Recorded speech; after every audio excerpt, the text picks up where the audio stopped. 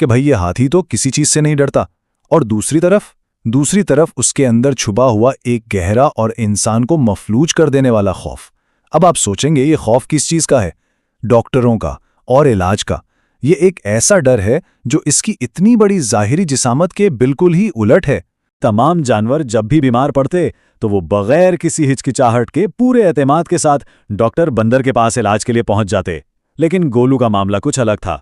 गोलू ने सुइयों और दवाइयों के इस डर को छुपाने के लिए एक अजीब सी जिद पकड़ ली थी। उसका बड़ा पुख्ता इरादा था कि मैं तो कभी बीमार ही नहीं पड़ूंगा, और अगर खुदा न खास्ता पड़ भी गया तो डॉक्टर के पास तो बिल्कुल नहीं जाऊंगा। दरअसल ये सिर्फ अपने खौफ से भागने का उसका एक गैर हकीकी सा तरीका था। खुशामदीद। आज के इस जायजे में हम एक बहुत ही जबरदस्त, खूबसूरत और सकाफती लिहाज से इंतहाई अहम कहानी का तज्जिया करने जा रहे हैं। ये कहानी है गोलू नामी एक हाथी की, और उसके एक ऐसे शानदार सफर की जिसमें वो ये सीखता है कि असल में सच्ची बहादुरी होती क्या है। यकीन जाने ये सिर्फ एक जानवर की कहानी नहीं है, बल्कि ये इंसानी नफ्सियात और हमारे अपने अंदर छुपे हुए खौफ की बिल्कुल सच्ची अक्कासी करती है। जरा तस्वुर करें, यहाँ एक बहुत ही हैरानकुन तजाद देखने को मिलता है। एक तरफ गोलू का इंतहाई बड़ा, ताकतवर और रौबदार जिस्म है, जिसे देखकर बज़ाहिर यही लगता है कि भाई ये हाथी तो किसी चीज से नहीं डरता, और दूसरी तरफ उसके अंदर छुपा हुआ एक गहरा और इंसान को मफलूज कर देने वाला खौफ। अब आप सोचेंगे ये खौफ किस चीज का है? डॉक्टरों का और इलाज का। ये एक ऐसा डर है जो इसकी इतनी बड़ी जाहिरी जिसामत के बिल्कुल ही उलट है। तो चलिए सबसे पहले इस छुपे हुए खौफ की बात करते हैं और देखते हैं कि कैसे इसने गोलू की सोच पर मुकम्मल कब्जा किया हुआ था। होता कुछ यूं है कि जंगल के बाकी तमाम जानवर जब भी बीमार पड़ते तो वो बगैर किसी हिचकिचाहट के पूरे एतमाद के साथ डॉक्टर बंदर के पास इलाज के लिए पहुंच जाते। लेकिन गोलू का मामला कुछ अलग था। गोलू ने सुइयों और दवाइयों के इस डर को छुपाने के लिए एक अजीब सी जिद पकड़ ली थी। उसका बड़ा पुख्ता इरादा था कि मैं तो कभी बीमार ही नहीं पड़ूंगा, और अगर खुदा न खास्ता पड़ भी गया तो डॉक्टर के पास तो बिल्कुल नहीं जाऊंगा। दरअसल ये सिर्फ अपने खौफ से भागने का उसका एक गैर हकीकी सा तरीका था। और फिर वही हुआ जिसका डर था, और एक नापसंदीदा बीमारी ने आकर गोलू को घेर लिया। अब आप देखें कि एक छोटी सी गलती कैसे इतनी बड़ी मुसीबत बन जाती है। सख्त गर्मी का मौसम था और गोलू ने गंदा पानी पी लिया। बस फिर क्या था, उसका जिस्म कमजोर होने लगा, उसने खाना पीना छोड़ दिया, और आखिरकार वो सब दोस्तों से कटकर एक दरख्त के नीचे अकेला और उदास बैठने पर मजबूर हो गया। ये सीधा सा लेकिन तकलीफदेह अमल बताता है कि बीमारियां ऐसे खुद ब खुद ठीक नहीं हो जाती। यहां सबसे अहम बात यह है कि गोलू इस मुश्किल में अकेला बिल्कुल नहीं था। इसके दोस्त जैसे खरगोश और हिरन उसकी मिन्नतें करते रहे, उसे बार बार समझाते रहे कि वो अपनी जिद छोड़े और डॉक्टर को दिखाए।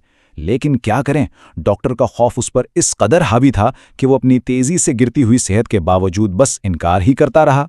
फिर कहानी में एक नया मोड़ आता है जब चुनचुन का दानिशमंदाना मशवरा सामने आता है।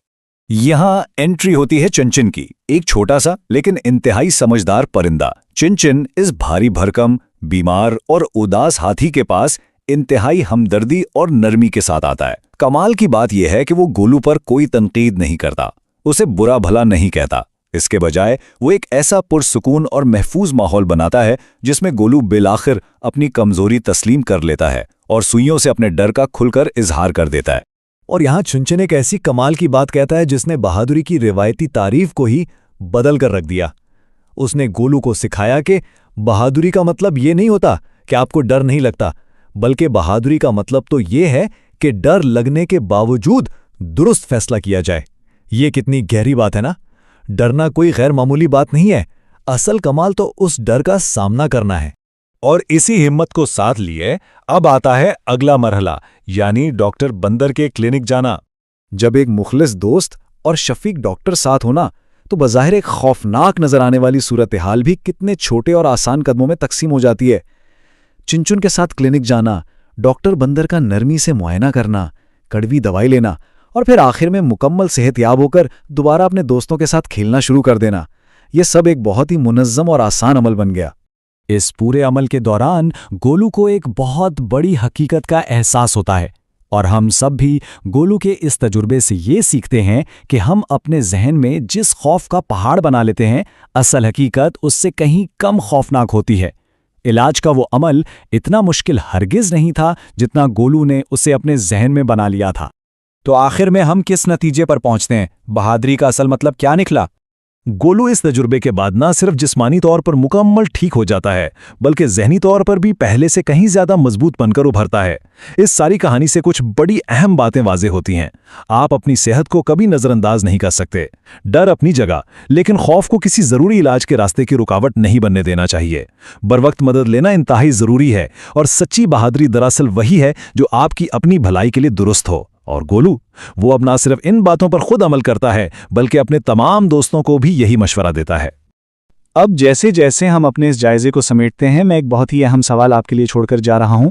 जब बरवक्त और बिल्कुल दुरुस्त फैसला किया जाए, तो हम जिंदगी की किन किन खौफनाक चीज़ों पर काबू पा सकते हैं? ज़रा सोचिएगा ज़रूर कि हम किस तरह अपने अंदर के इस चिनचिन की आवाज़ को सुन सकते हैं, जो हमें मुश्किल तरीन लम्हात का बहादुरी से सामना करने का हौसला देती है। आज के इस जायजे में साथ रहने का बहुत शुक्रिया।